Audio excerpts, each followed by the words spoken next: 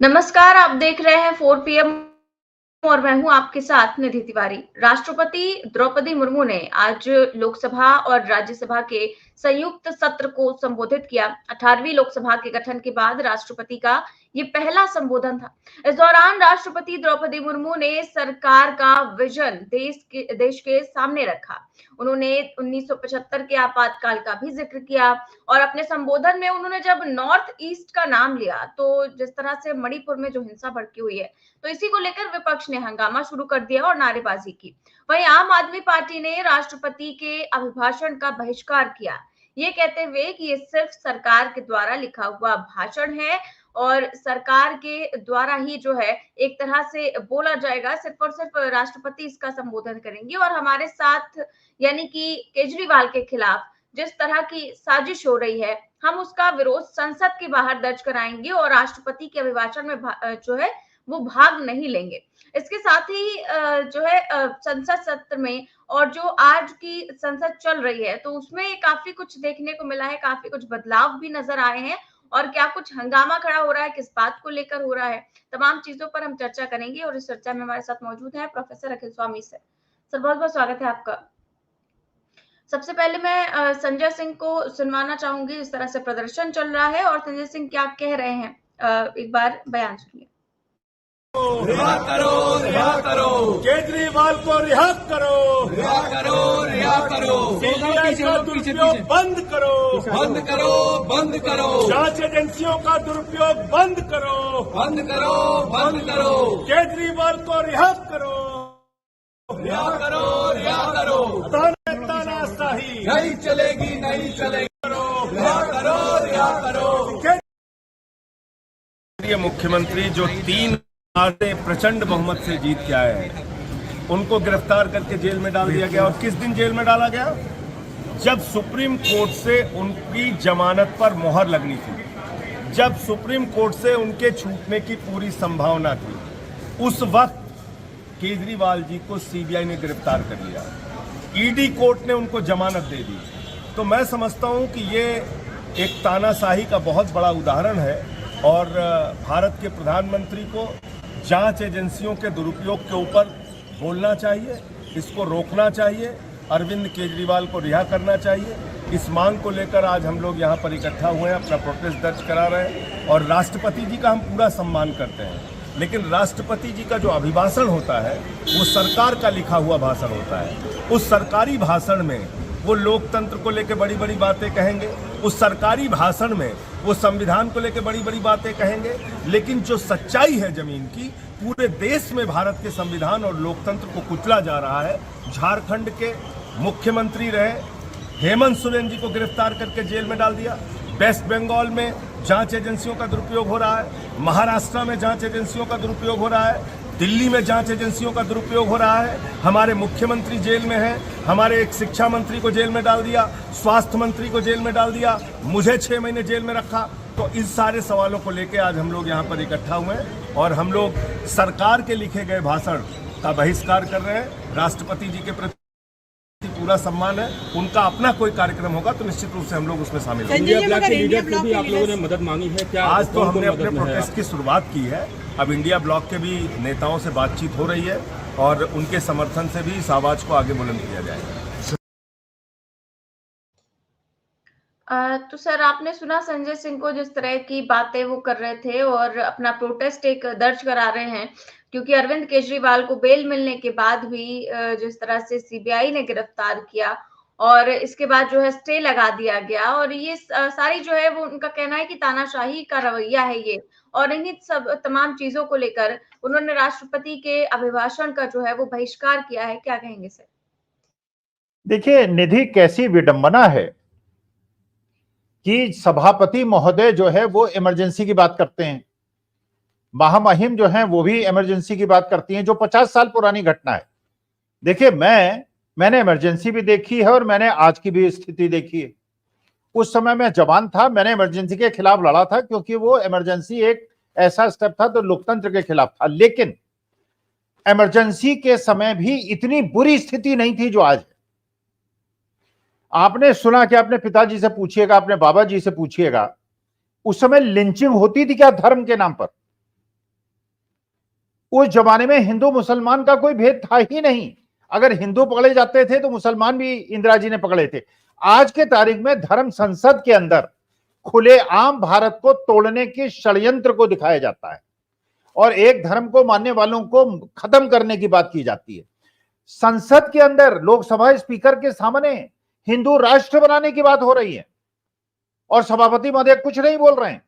ये कॉन्स्टिट्यूशन के खिलाफ है, ये हमारे जो संविधान है उसके खिलाफ है। कल अगर कोई मुस्लिम राष्ट्र की बात करेगा, कोई सिख राष्ट्र की बात करेगा, कोई क्रिश्चियन राष्ट्र की बात करेगा, तो ये सभापति महोदय क्या करेंगे?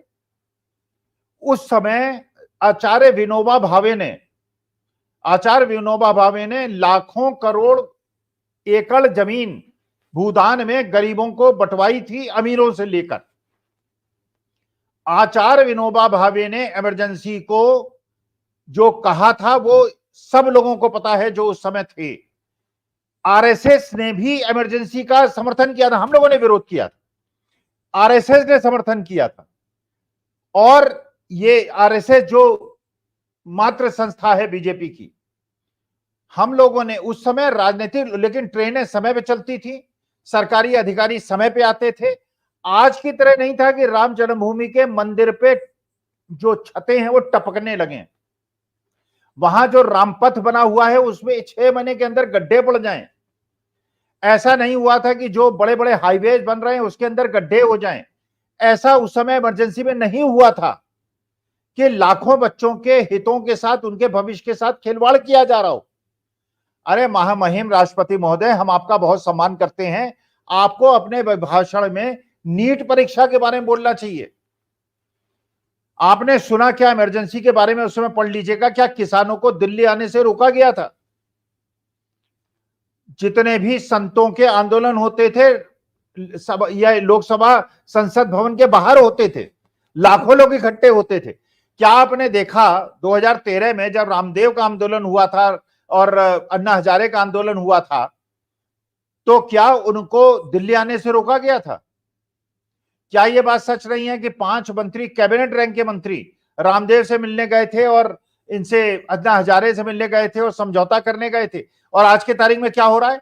ये इमरजेंसी में क्या ऐसा हुआ था कि हरियाणा पुलिस पंजाब सीमा के अंदर घुस के तारें और कीलें ठोक दे और उनको अश्रु गैस के गोले? तो इमरजेंसी की जो बात करने वाले लोग हैं, राष्ट्रपति महामहिम ने भी वही कर दिया जो संसद उन्होंने किया।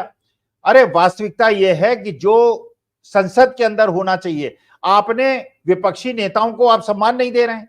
राहुल गांधी से आप तन के हाथ मिलाते हैं और मोदी जी से आप झुक के हाथ मिलाते हैं। ये कौन सा नैतिक कर्तव्य है? आप जो है एम्पायर हैं, आप क्लास टीचर हैं, आप उस सभा संसद के मुखिया हैं, आपको जितने भी हैं सब आपके छात्र हैं, सब आपके समकक्ष हैं, सब आपसे नीचे हैं। माननीय मोदी जी ने जरूर आपको समर्थन करके आपको सभापति बनाया, इसका मतलब नहीं है। और जिस प्रकार टोका टाकी हुई है, पप्पू यादव की हुई है, चंद्रशेखर आजाद की हुई है, तो चंद्रशेखर आजाद की टोका टाकी क्यों होगी कि दलित नेता है वो? पप्पू यादव की इसलिए होगी कि बैकवर्ड का नेता है?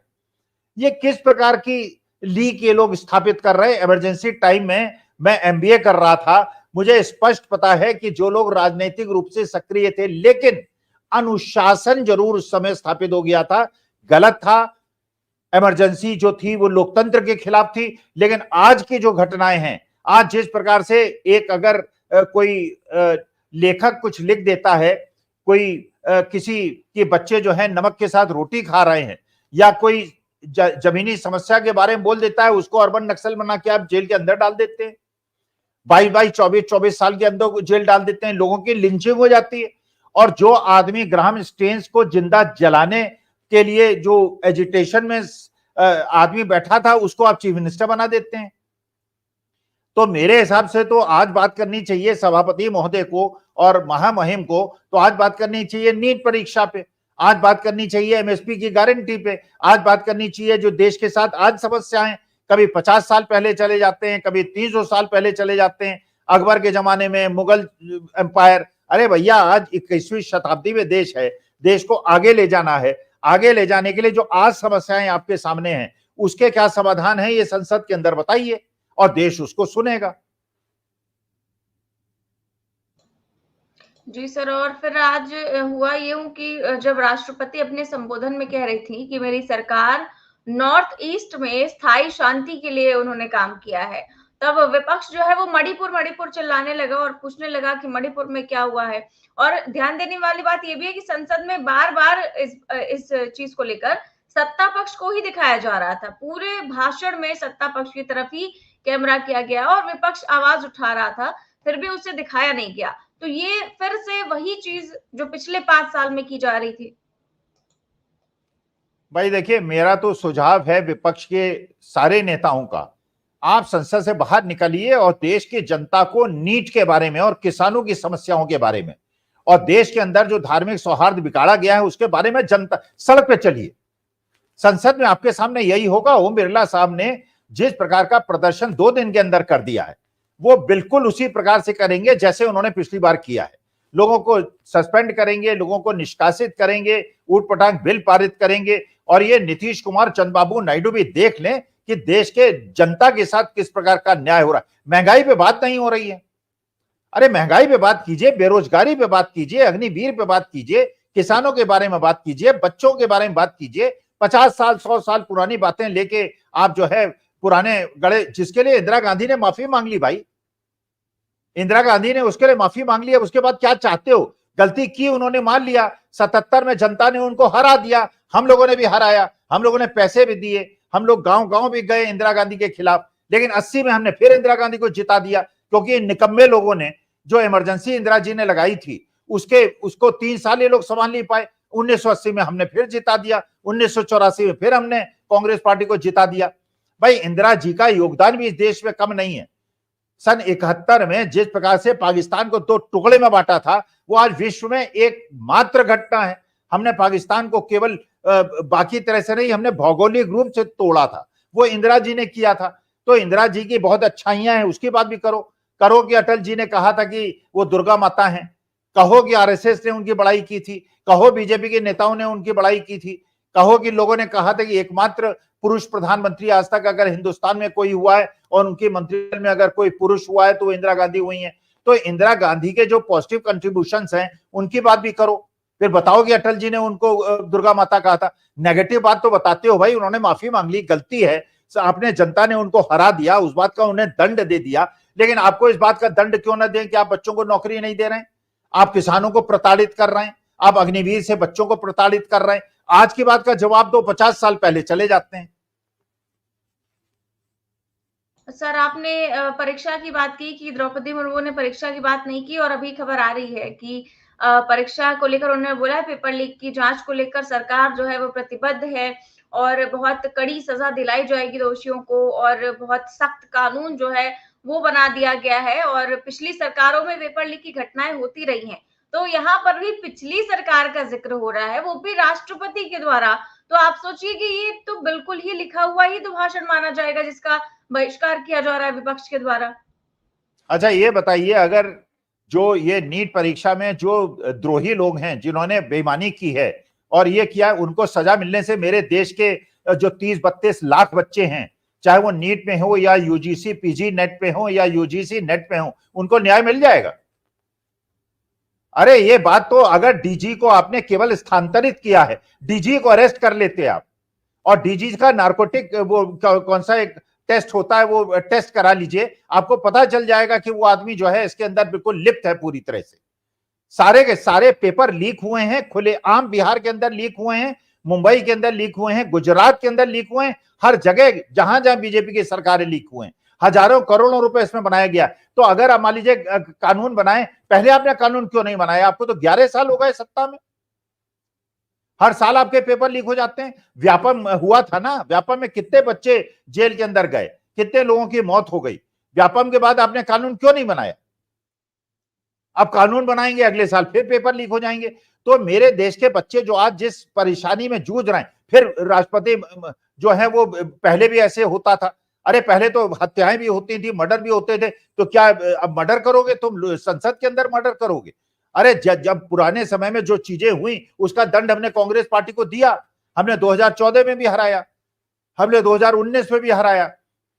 जब आपने किसानों के साथ और बच्चों के साथ अत्याचार किया, आपको फिल मेजॉरिटी नहीं दी। लेकिन इसमें दोषी पूरी तरह से नीतीश कुमार चंद्रबाबू नायडू हैं, जो आज के तारीख में भी आंख मूंद के बैठे हुए हैं, और कल इनकी पार्टी टूटेगी, इनकी पार्टी को बीजेपी लील जाएगी, और उसके बाद ये रोते हुए नजर आएंगे। लेकिन देश की जनता की सहानुभूति इनको नहीं मिलेगी, क्योंकि ये नहीं सीख रहे हैं। पहले भी धोखा खा चुके हैं, रो चुके हैं, इनके ऊपर भी ईडी और सीबीआई की रेड हुई है। रोने वाले आज की तारीख में दोबारा उनकी गोद में बैठ गए हैं, ये फिर भुगतेंगे और जनता इनको दंड देगी। जी सर, और अभी तो एक बहुत ही जरूरी खबर आई है कि 18 जून तक जो है वो एनटीए की वेबसाइट ही हैक थी और डार्क वेब पर उसका डाटा जो है वो बिक रहा था। तो यहाँ पर सबसे बड़ी गलती जो है वो एनटीए की सामने आती है, लेकिन यहाँ पर एक अधिकारी को सस्पेंड करके सारा पल्ला झाड़ लिया जाता है। नहीं, सस्पेंड भी कहां किया, ट्रांसफर कर दिया है। भाई देखिए, वही है बिल्कुल खुलेआम, जो चीज सरकारी एजेंसीज को करनी चाहिए थी वो प्राइवेट एजेंसीज को दी गई। एक गुजरात के साहब हैं, उनको एक पेपर बनाने के लिए, एग्जाम कराने के लिए दिया, वो गुजरात छोड़ के भाग गए, वो विदेश चले गए और वहां भी पेपर लीक हो गया। भाई आप अगर दंड देते हैं तो दंड देने से क्या मुझे न्याय मिल जाता है? मेरे देश के बच्चों को जो अवसाद में है आज के तारीख में, जिन्हें रात में नींद नहीं आ रही, अच्छा आज भी आप नहीं बता, अरे क्या परेशानी है रीनीट कराने में? मैं तो सलाम करता हूं पप्पू यादव को, जो वो पहन के आए, जर्सी पहन के आए रीनीट। तो सारे अपोजिशन वालों को अपनी शर्ट पे और अपनी साड़ी पे और अपनी टी शर्ट पे लिखा के आना चाहिए रीनीट। किसानों को न्याय दो लिखाना चाहिए। अरे आप संसद में बैठे हुए हैं, आपको हमने भेजा है हमारी समस्याओं के बारे में बात करने के लिए। इतिहास को कुरेद कर कभी वो किसी मंदिर के नीचे घुस जाते हैं, कभी किसी मस्जिद के नीचे घुस जाते हैं। अरे यार तुम देश को आगे बढ़ाओ, 21वीं शताब्दी में हो तुम देश की समस्याओं का समाधान करो, देश के बच्चों को नौकरियां दो। आज जांच बिठा दी है, जांच में बड़ा दंड देंगे। अरे 10 लोग अगर जेल चले जाएंगे, फांसी पे चढ़ा देंगे, तो बच्चों को न्याय मिल जाएगा क्या? रीनीट क्यों नहीं कराते हो भाई? क्या परेशानी है तुम्हें रीनीट कराने? तुम दे दो, सीबीआई को दे दो, सीबीआई करा दे रीनीट, सुप्रीम कोर्ट करा दे, यूपीएससी करा दे। या आजकल ये इसका मतलब है क्या आईएएस और सिविल सर्विसेज के एग्जाम भी लीक होते हैं क्या? भाई अगर इस प्रकार से हर एग्जाम लीक होता है तो क्या बड़े बड़े नेताओं के बच्चे जो आईएएस बने हैं, क्या वो पेपर लीक से बने हैं क्या? ये कल प्रश्न नहीं उठेगा क्या? मेरे देश के गरीब बच्चों को, जो दलित बच्चे हैं, जो ओबीसी के बच्चे हैं, उनको आप आगे बढ़ने का मौका ही नहीं देंगे। हर चीज बेच बेच के आप अमीर और जो समर्ण लोग हैं उनको बेच के उनको भर देंगे उसके अंदर। तो ये देश के अंदर संविधान की रक्षा कैसे होगी? और हमारे माहिम जो राष्ट्रपति हैं वो तो देश के संविधान के संरक्षक हैं, उन्हें तो ये बात सोचनी चाहिए। आज देश में जिस चीज का दर्द है उसकी बात न करके 50 साल, अरे आज देश के अंदर कितने लोग हैं जो इमरजेंसी में जिंदा थे? 30% पॉपुलेशन है हमारे जैसे लोगों की, बाकी 70% लोगों को क्यों अच्छा फिर वो उसमें पाठ्य पुस्तकों से हटा रहे हैं कि साहब ये हटा देंगे वो? तो इसका मतलब क्या 2002 के जो दंगे हुए थे उसका भी शोक मनाएंगे क्या? जो किसानों के ऊपर आपने गोली चलाई थी उसका भी शोक मनाएंगे क्या? किसानों को 13 महीने दिल्ली के बाहर बिठाया था उसका भी शोक मनाएंगे क्या? क्या केवल इमरजेंसी एक घटना हुई है? आपने जो उसके शुभकरण सिंह की मौत, हत्या कर दी गोली चला के, और 50 किसानों की आपने आंखें फोड़ दी, क्या संसद के अंदर उसके लिए भी शोक मनाया जाएगा और 2 मिनट का मौन होगा? क्या बातें कर रहे हैं आप? जो बाबरी मस्जिद तोड़ी गई थी वो उसका शोक मनाया जाएगा क्या? जो खुद कहा था अडवाणी जी ने कि एक काला दिन था भारत के इतिहास में, उसका भी शोक मनाओगे क्या? उसके लिए तो तुम उल्लासित होगे, उसके लिए तो दिए जलाने की बातें करोगे, देश को हिंदू मुसलमान में बांटोगे, हिंदू राष्ट्र की बात करोगे, और कोई खालिस्तान की बात कर देगा तो उसको गोली मारने की बात करोगे। अरे हिंदू राष्ट्र की बात की उस आदमी को, जो बरेली का सांसद है, उसको निकाल के बाहर करो, उसको जेल के अंदर भेजो। कैसे हिंदू राष्ट्र की बात कर सकता है? ये हमारा एक सेकुलर राष्ट्र है, हम लोग मिलजुल के रहेंगे 142 करोड़ लोग। क्या ये सिखों का देश नहीं है क्या? ये पेरियार को मानने वालों का देश नहीं है क्या? अंबेडकर को मानने वालों का देश नहीं है क्या?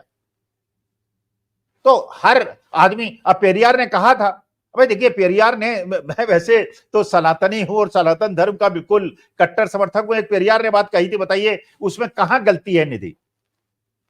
उन्होंने कहा था कि आदमी का शरीर जो है वो यहीं जला दिया जाता है और आत्मा जो है अमर अजर है। तो भैया नरक में किसको तलते हो? बताओ, ये आपके दर्शक श्रोता सोच के बताएं भाई, ये लॉजिकल बात है ना? यह आडंबर जो है, यह आडंबर से तुमने लोगों को धर्मांध कर दिया। और भगवान श्री राम के मंदिर में तुम पैसा खा गए हो, वहां पे दीवारें चू रही हैं, वो प्लास्टिक के वो लगा दिए हैं उनके ऊपर जिससे प्लास्टिक चू रहा है, सड़कें टूट रही हैं, पुल टूट रहे हैं, उसमें तुम्हें कोई शर्म नहीं आती है। 50 साल पुरानी एक घटना जिसके लिए इंदिरा जी ने माफी मांग ली, और देश की इतनी सशक्त प्रधानमंत्री ने देश से माफी मांग ली, उसके बाद भी तुम माफ करने के लिए तैयार नहीं हो। पुराने गर्दे मुर्दे उठा, आज की बात करो भाई। बिल्कुल ठीक बात है सर। एक वीडियो मैं सुनाना चाहूंगी स्पीकर को लेकर। जैसा कल का रवैया तो आपने देखा था, पहले ही दिन बिल्कुल जैसे एक स्कूल का टीचर होता है वैसे उन्होंने धमका दिया लोगों से, कहा 5 साल अब ये बताना ना पड़े कि जब मैं खड़ा रहूं तो आप सब बैठ जाइएगा। ये सारी चीजें हुई और आज देखिए क्या कुछ हुआ है। एक बार मैं वीडियो दिखाती हूँ।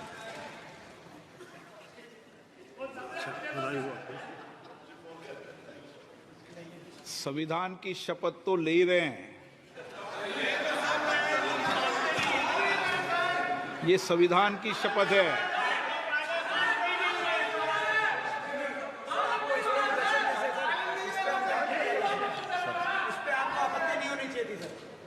किस पे आपत्ति नहीं हो, सलाह मत दिया करो। चलो बैठो, चलिए। देख रहे हैं सर आप भाषा जो है ओम बिरला की, और वो कह रहे हैं जब उनसे कहा गया कि जो है इस पर आपको आपत्ति नहीं होनी चाहिए, ये पता नहीं किस चीज की बात हो रही थी, शायद हाथ में संविधान लेने की बात हो रही थी या जिस भी चीज की। तो ओम बिरला कहते हैं कि किस पर आपत्ति है किस पर नहीं है, इस पर आप सलाह मत दीजिए, चलो बैठो, मतलब चलो बैठो, इस तरह की चीज वो कह रहे हैं। बिल्कुल भाषा की गरिमा और पद की गरिमा का ख्याल नहीं है उन्हें। इसी बात का तो डर था सर कि ओम बिरला बन जाएंगे तो फिर से वही कठपुतली वाला हाल होगा। नहीं नहीं, कोई बात नहीं है। देखिए, देश की जनता देख रही है, देश की जनता संसद की एक एक घटना को देख रही है। आज भी आपके इस कार्यक्रम में बहुत सारे श्रोता दर्शक सुन रहे हैं, देख रहे हैं। देखिए, हमारा काम है देश की जनता को जगाना, और देश की जनता को जगाना कि आप क्या चाहते हैं। हमारे जो समस्याएं हैं, जो जनता की समस्याएं हैं, वो संसद के अंदर अगर लोकसभा अध्यक्ष खत्म हो जाएंगे, खड़े हो जाएंगे तो बाकी लोग बैठ जाएंगे। अरे हमारी समस्याओं पे बात करो यार, खड़े बैठने की बात खत्म करो यार। कोई खड़ा हो कोई बैठा है, हमें कोई अंतर नहीं पड़ता। हमारी समस्याओं का समाधान करो।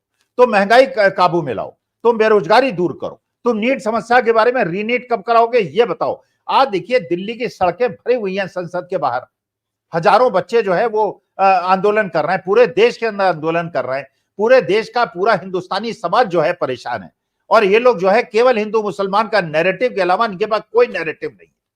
ये नहीं बता पा रहे हैं कि मंदिर की छत क्यों चू रही है, ये नहीं बता पा रहे हैं बिहार के अंदर फिर परसों एक अटैक हो गया है, कश्मीर के अंदर वहां फिर मुठभेड़ हुई है, महाराष्ट्र के अंदर किस प्रकार की स्थिति हो रही है आप देख रहे हैं। तो ये तो देश की जनता ने, महाराष्ट्र की और हरियाणा की जनता, तो अब तो विधानसभा के चुनाव होने हैं ना, आप कर लीजिए जितनी नौटंकी करनी है, जितना अपनी तानाशाही रवैया दिखा लीजिए। असली मालिक तो हमारी देश की जनता है। आ रहा है 3 महीने के बाद इलेक्शन हरियाणा और महाराष्ट्र के अंदर, जब उसके बाद सुपड़ा साफ हो जाएगा बीजेपी का, उसके बाद जवाब दीजिएगा, फिर चलाइएगा संसद। अरे महाराष्ट्र जो है उसको आपने लूटा है, आपने डकैती डाली है वहां की सरकार पे, और उसी सहानुभूति का फायदा उद्धव ठाकरे को मिला। परेशान कर लीजिए आप अरविंद केजरीवाल को। अरविंद केजरीवाल को बिल्कुल आपने मौत के मुहाने पे पहुंचा दिया है, आतिशी को आपने मौत के मुहाने पे पहुंचा दिया है। और वहां पे कर्नाटका के अंदर येदियुरप्पा पॉस्को एक्ट के दोषी हैं, उनके लिए हाईकोर्ट न्यायालय कहता है कि साहब वो टॉम डिक हैरी थोड़ी है, वो भाग थोड़ी जाएंगे। और अरविंद केजरीवाल और हेमंत सोरेन को उठा के बंद कर देते हैं। हेमंत सोरेन को इसलिए बंद कर देते हैं कि शिबू सोरेन के बेटे हैं, जिन्होंने झारखंड बनवाया था, और जो आदिवासी, हिंदुस्तान के सबसे बड़े आदिवासी नेता के बेटे हैं हेमंत सोरेन, उनको 6 महीने जेल में रखा हुआ है। उनके लिए कोई आपकी सहानुभूति नहीं। येदियुरप्पा पॉस्को एक्ट के दोषी के लिए सहानुभूति है, हेमंत सोरेन के लिए कोई सहानुभूति नहीं है, क्योंकि आदिवासी हैं वो।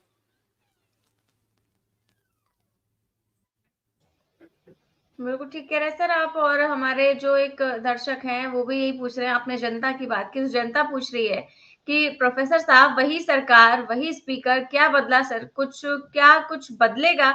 जय फिलिस्तीन बोल रहे हैं, कल को जय पाकिस्तान भी बोलेंगे, तब क्या करेंगे? नहीं, ओवैसी साहब मौसेरे भाई हैं, इनको भी संसद से निष्कासित कर देना चाहिए। जो बरेली के मेंबर पार्लियामेंट है जिन्हें हिंदू राष्ट्र की बात की है, उनको भी संसद से निष्कासित कर देना चाहिए। देखिए, मेरे देश के अंदर केवल तिरंगा चलेगा, हमारे देश में एक झंडा चलेगा, केवल एक फ्लैग, केवल एक, वो है तिरंगा। तिरंगे के ऊपर कुछ नहीं। ऐसा नहीं चलेगा जैसे 6 महीने पहले आपने देखा है घरों के अंदर तिरंगे नहीं लगे थे, भगवे लगे हुए थे, और मुसलमान मोहल्लों में हरे झंडे लगे हुए थे। ये देश को तोड़ रहे हैं। फिलिस्तीन की बात करने का क्या मतलब है भाई? जय फिलिस्तीन का क्या मतलब है? हिंदुस्तानी आदमी है, जय हिंदुस्तान बोलेगा, जय भारतवर्ष बोलेगा, जय जय हिंद बोलेगा। तो ओवैसी साहब भी भड़काते हैं, हिंदुओं को भड़काते हैं, और ये लोग जय श्री राम बोल के बाकी दलितों को और आदिवासियों को और पेरियार को मानने वाले और अम्बेडकराइट्स को भड़काते हैं। भाई हमारे लिए देखिए एक ही सबसे बड़ी पुस्तक कौन है? वो है संविधान। हिंदुओं के लिए है गीता, है सिखों के लिए गुरु ग्रंथ साहब है, उनके क्रिश्चियनों के लिए अपने बाइबल है, मुसलमानों के लिए अपनी वो है कुरान है, लेकिन हमारे देश का सबसे बड़ी पुस्तिका है वो संविधान है। और हमारे देश का केवल एक फ्लैग है जिसके जय बोली जाएगी, बाकी झंडे तो निषिद्ध कर देने चाहिए। नीले, हरे, पीले, लाल, गुलाबी जो झंडे होते हैं, केवल एक झंडा हिंदुस्तान में लगेगा, वो तिरंगा होगा, और तिरंगे के ऊपर कोई झंडा नहीं लगेगा। मैं आपको 100 फोटोग्राफ दिखा सकता हूं जहां तिरंगे को नीचे रखा गया और भगवे को और हरे को ऊपर रखा गया। ये किस प्रकार का राष्ट्र बनाना चाहते हैं भाई? बिल्कुल सर, ठीक बात कह रहे हैं आप। और आप देख रहे हैं कि इस बार विपक्ष काफी मजबूती से खड़ा हुआ है, संसद में भी और संसद के बाहर भी। कल आपने राहुल गांधी का भी भाषण सुना होगा जब वो स्वागत कर रहे थे स्पीकर सर का, और इसके बाद जब अखिलेश यादव ने भी स्वागत किया और जब मुबारकबाद दी, तो उन्होंने एक तरह से तंज कसते हुए जो कुछ भी कहा, और विपक्ष एक तरह से एकजुट नजर आ रहा है। जितना सत्ता पक्ष की तरफ से होता है उतना ही विपक्ष की तरफ से भी। तो इस बार आपको क्या लगता है कि मोदी जी जो है, क्या विपक्ष के तेवरों के आगे मोदी जी थोड़ा सा बदलेंगे? देखिए, संसद के अंदर विपक्ष क्या करता है, सत्ता पक्ष क्या करता है, इससे मुझे मतलब नहीं है। मुझे मतलब यह है कि अगर देश की समस्याओं के बारे में विपक्ष ने वहां मजबूती से लड़ाई नहीं लड़ी, हम विपक्ष को भी नहीं छोड़ेंगे। देखिए, मैंने वोट दिया है, आपने वोट दिया है, देश के करोड़ों लोगों ने वोट दिया। किस लिए वोट दिया है? कि इमरजेंसी पे शोक सभा आप स्थापित कीजिए वहां पर। अरे हमने आपको इसलिए वोट दिया है, हमारी समस्याओं का समाधान कीजिए। देश के अंदर भयंकर सूखे का आशंका है, भयंकर सूखे की आशंका है। ये इस समय संसद को सोचना चाहिए, राष्ट्रपति महोदय को यह कहना चाहिए कि देश को इस पानी संकट से और बिजली के संकट से कैसे सुधारा जाए। आप पता नहीं लखनऊ में आपकी क्या पोजीशन है, हमारे यहां हर 1 घंटे बाद 1 घंटे के लिए बिजली चली जाती है। बिल्कुल यही पोजीशन यहाँ पर भी है सर, अब पूरी बताइए, रात बिजली गायब रहती है। अब बताइए, अब ये देश की समस्या ये है या 50 साल पहले जो इमरजेंसी लगी थी वो है? बच्चे जो हैं, आप सोचिए, आप अब जरा निधि सोचिए, चलिए आपको तो नौकरी मिली हुई है, जिनको नौकरी नहीं मिली है, जिन्होंने लोन ले लेके अपने बच्चों को पढ़ा दिया, एजुकेशनल लोन में सबसे ज्यादा आज की तारीख में डिफॉल्ट है। एक जमाना था से 10 साल पहले एजुकेशनल लोन पे डिफॉल्ट नहीं होते थे। अरे जब बच्चों को नौकरी नहीं मिल रही, 5-5, 6-6 लाख के लोन ले लिए, तो लोन रिपे कैसे करेंगे? माँ बाप की हैसियत बेचारों की है नहीं। बच्चे जो है दिल्ली के अंदर जो है 15-15 हजार रुपए में 3-3 बच्चे 10 बाई 10 के कमरे में पड़े हुए हैं, किस तरह से 6-6, 7 साल, 10-10 साल से संघर्ष कर रहे हैं, उनका सिलेक्शन नहीं हो रहा, हर पेपर लीक हो रहा है, उस पर कोई ध्यान नहीं। जय हिंदू राष्ट्र, जय फिलिस्तीन, ये देश तोड़ने वाले लोग हैं। ओवैसी साहब को भी और बरेली के सांसद जिन्होंने जय हिंदू राष्ट्र का, इन दोनों को अरेस्ट कर लेना चाहिए, उनकी सांसदी खत्म कर देनी चाहिए। यह देश विरोधी कार्य है। जी, बिल्कुल ठीक बात कह रहे हैं आप। और बिल्कुल विपक्ष को जनता की आवाज बनना चाहिए, और शायद इस बार लग रहा है कि विपक्ष जो है पुरजोर तरीके से जनता की आवाज उठाएगा भी। बहुत बहुत शुक्रिया सर आपका आज की चर्चा के लिए। तो आप देख रहे थे आज की चर्चा हमने की कि जिस तरह से आज राष्ट्रपति का अभिभाषण था, और पूरी तरह से ऐसा लग रहा था कि सरकार द्वारा लिखा हुआ भाषण है, और इसी को लेकर जो है आम आदमी पार्टी ने भाषण का बहिष्कार किया। और इसके बाद सदन के बाहर अरविंद केजरीवाल की जिस तरह से गैर कानूनी तरीके से गिरफ्तारी हुई है, और उनको जमानत मिलने के बाद भी उस पर स्टे लगा दिया गया है, उन्हें जेल से बाहर नहीं आने दिया जा रहा है, तमाम तरह की साजिश जो है वो की जा रही है, उस पर उन्होंने प्रोटेस्ट किया। इसके अलावा विपक्ष ने अंदर जब राष्ट्रपति का अभिभाषण चल रहा था, तब उन्होंने जब तमाम मुद्दे अपने सामने रखे, तो उस पर भी विपक्ष ने आपत्ति जताई, चाहे वो मणिपुर को लेकर हो, चाहे वो अग्निवीर को लेकर हो, चाहे वो नीट परीक्षा को लेकर हो। तो तमाम चीजें आज भी संसद में देखने को मिली और आगे भी देखने को मिलेंगी। क्या कुछ होगा ये तो वक्त ही बताएगा। फिलहाल कैसी लगी आपको चर्चा, हमें कमेंट बॉक्स में जरूर बताएं। चैनल को सब्सक्राइब भी करें और ज्वाइन भी। नमस्कार।